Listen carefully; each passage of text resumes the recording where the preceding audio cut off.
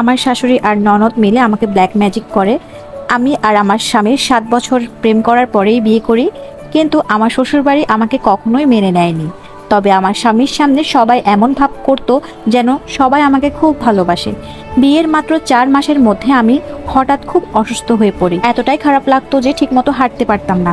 অনেক ডাক্তার দেখালাম, কিন্তু কেউ রোগ ধরতে পারলো না। ডাক্তাররা বলল আমার শরীরে কোনো সমস্যা নেই, কিন্তু আমি জানতাম কিছু একটা নিশ্চয়ই হয়েছে। আমার শাশুড়ি বলল এই সব নাটক, কাজ না করার বাহানা। স্বামীর কান ভাঙিয়ে দিল যেন আমি মিথ্যা বলছি। আমি আমার স্বামীকে অনেক বুঝিয়ে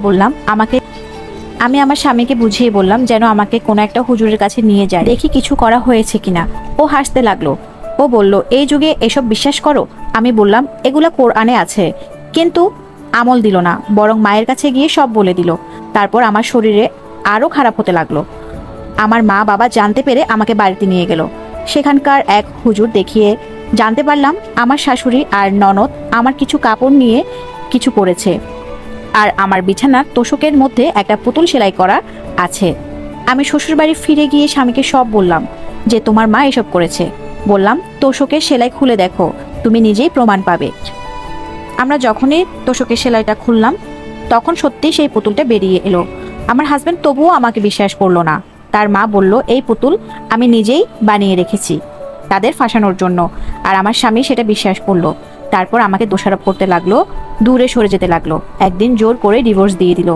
আজ আমি কানাডায় আছি, নতুন একটা জীবন শুরু করেছি। আর আমার হাজবেন্ড, তার মা বাবা যে মেয়েকে পছন্দ করে বিয়ে দিয়েছিল সেই মেয়ে 1 বছরের মাথায় স্বামীকে নিয়ে আলাদা হয়ে গেল। এখন আমার এক্স হাজবেন্ড তার মা বাবার খোঁজও নেয় না।